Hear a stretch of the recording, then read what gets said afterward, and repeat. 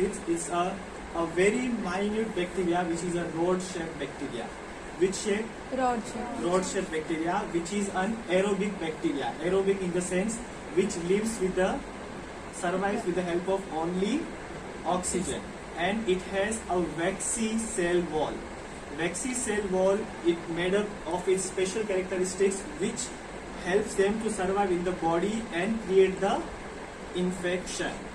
Here, tuberculosis is an infection of the lung which is caused by the bacteria called as Mycobacterium tuberculosis, which is a rod-shaped bacteria which has a waxy cell wall which helps them to protect against the antibodies of the human body, okay, and survive in the body and to cause the infection. Okay, so now we'll see that how this tuberculosis is mainly affected. Okay, in the present scenario, nearly 2 billion people dies or affects every year because of this tuberculosis. The government is trying its best to prevent the tuberculosis by following the prevention steps and following the different therapies, but then also there are nearly 2 billion cases every year being affected with the tuberculosis. So first we'll see the sign and symptoms of the tuberculosis, that if a person is being affected, what are the different sign and symptoms he is going through. The main sign and symptoms person suffer is fever. Okay, there will be a high degree of fever. There will be fatigue, tiredness. There will be a blood in the sputum. Okay, blood in the sputum, fever, tiredness. Okay, these are the main symptoms a person suffers from the tuberculosis. Okay, apart from there will be a sequential weight loss. If you see the person who is affected with the tuberculosis in the previous stage, first one, and when you see after 3 to 4 months, okay, you will observe a high grade of the weight loss in the person. Okay, so now let's understand how this tuberculosis is being affected, how the bacteria enters into the body.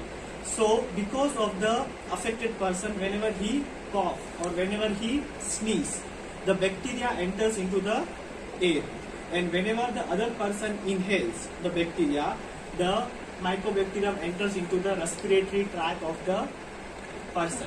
Okay, so now the immune system will always fight for the foreign bodies. So this bacteria is also a foreign body. So now if the person is having a good immune system, okay, it will resist, it will fight, and there will be no sign and symptom shown. So this is called as latent phase. Okay, latent phase is a phase in which the immune system of the body is strong enough to fight against the bacteria called as Mycobacterium tuberculosis. Okay, clear? And there is another phase called as active phase. Here the immunity is not that strong enough to fight for the bacteria, and bacteria is heavy on the body and it causes the infection. Okay, so now we'll see how the infection has been caused, like what is the pathophysiology of the infection, how bacteria enters. Okay, so as we understood that through airborne, okay, the bacteria enters into the respiratory tract, okay, in the trachea, through the trachea, okay, bronchioles, and it enters into the alveoli. Alveoli is nothing but the sac of the lung which helps in the exchange of the gases. So now here the bacteria has entered into the alveoli.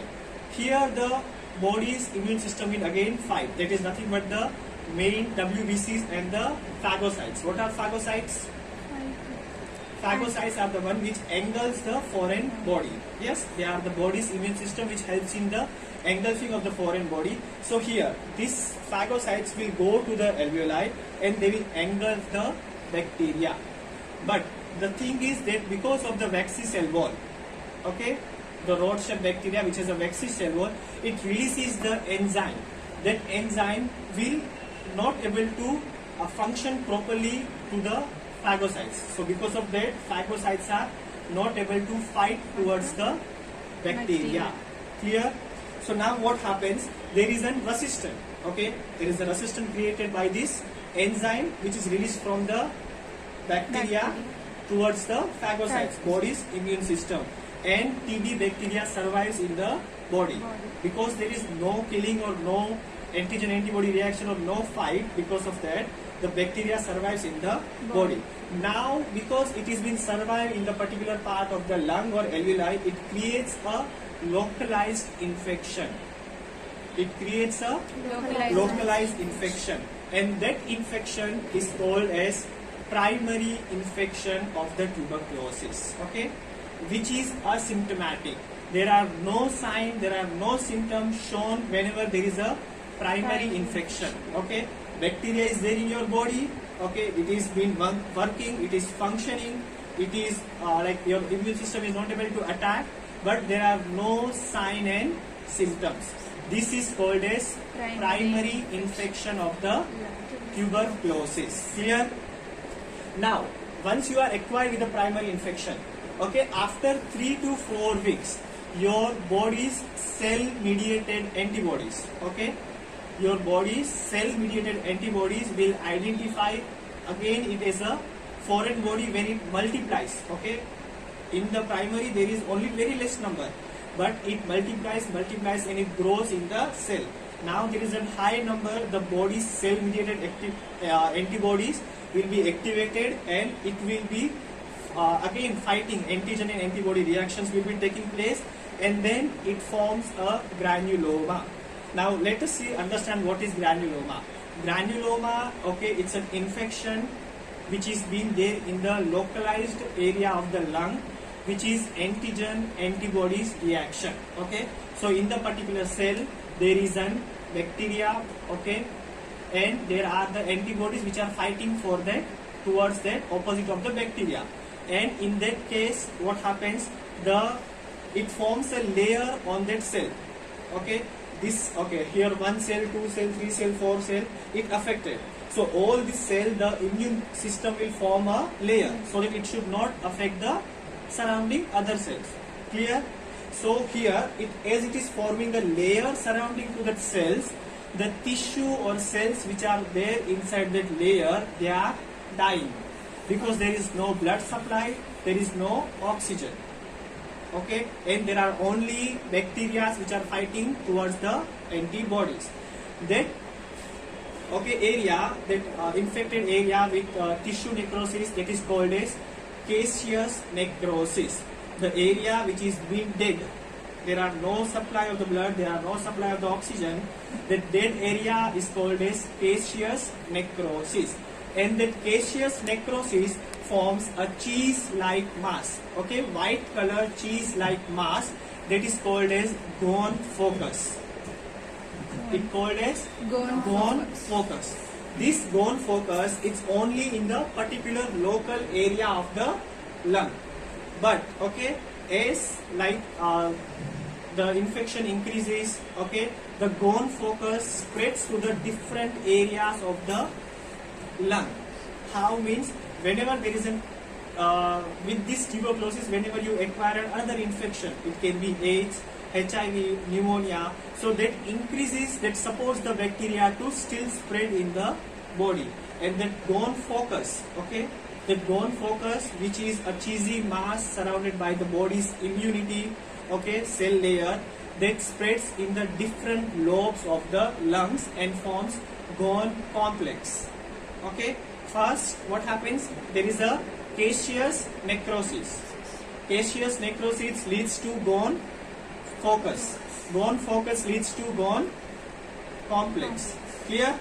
Whenever there is an immunity decrease or there is another infection, okay, it leads to gone complex. This gone complex it is being spreaded to the different parts of the lungs, okay, and it forms a cavities. That cavities will be observed in the X-ray. Okay, understood? Now how you will identify whether the person is having the TB or not through X-ray is by observing this cavities. Okay, this gone focus is forming a different areas of the small cavities in the different parts of the different lobes of the lungs, and that is being observed or screened in the X-ray. Okay, so here we have understood the whole pathophysiology of the TB. Okay, so if we say in the very short or simple way, okay, there is an infection, okay, entry of the bacteria in the respiratory system, okay, then it enters into the alveoli. There is an antigen antibody reaction. It forms caseous necrosis. It forms gone focus. It forms gone complex with the other acquired disease, and then it causes the cavities which is being screened in the X-ray, and you are end up with the disease called as tuberculosis. Clear? Now, this cavity, okay, there is an this cavity when it is there, it is at that time it is called as secondary tuberculosis. Clear? So when is the primary tuberculosis? In asymptomatic. Yeah, whenever the bacteria enters, there is an antigen antibody reaction and there are no symptoms shown. That is called as primary tuberculosis. But here, whenever we reach to the stage of this gone complex, there are the signs and symptoms shown. Okay, what are the main signs and symptoms we have discussed? Fever, weight loss, fatigue, blood in the sputum, and tiredness. Okay, these are the signs and symptoms mainly you will observe whenever the person is end up into the secondary tuberculosis. Now, this secondary tuberculosis affects the lymph. Okay, the lymph, which is lymph nodes which are surrounding to the lungs, and through that it travels in the different parts of the body. So whenever it travels in lungs, it can cause bronchopneumonia. Okay, if it is traveling through lymph node into the vascular system through the blood, it causes systemic miliary TB. Okay, whenever it is traveling into the vascular system, that is called as systemic miliary TB. Whenever it is the TB is being affected to the kidneys, okay, it calls as sterile pyuria. That is WBCs seen in the urine. Okay, what we are discussing, the different types of TB. Once it is being affected to the different parts of the body, it affects to the lung, it can cause bronchopneumonia mainly. If affects the vascular system, it causes systemic biliary TB. It affects the kidney, it causes sterile pyuria.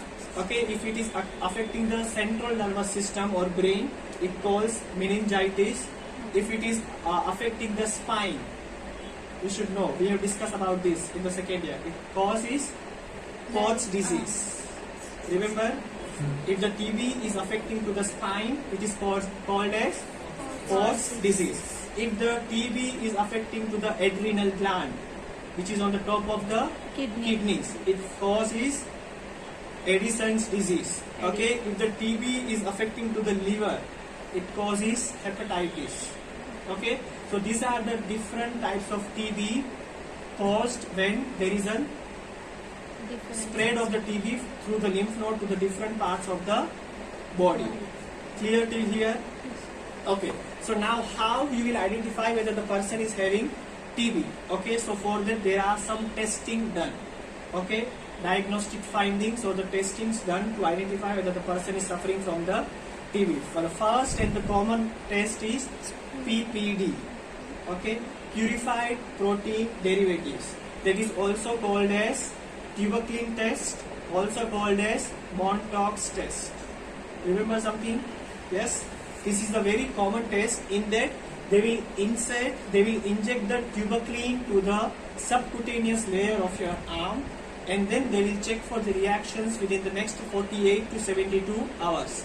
If your body has been affected to the TB, your body has antigens of the TB, okay, there will be an prompt or the bulging area observed on the part where there is an insertion of the tuberculin, because tuberculin is also an antigen, okay, which acts as an antigen. So because your body already has the antibody for that inserted bacteria, it comes, it attacks, and it forms a bulging part, okay, within the 48 to 72 hours, and that is called as positive tuberculin test or positive Montauk's test or positive PPD test. PPD is nothing but purified protein derivatives. Clear? Purified protein derivatives. Now that is like just to identify whether the person is having tuberculosis or not. But to confirm whether yes that person is suffering with the tuberculosis, okay, there is a test done as IGRA, that is interferon gamma release assay. Interferon gamma release assay. It's a test. Okay, it's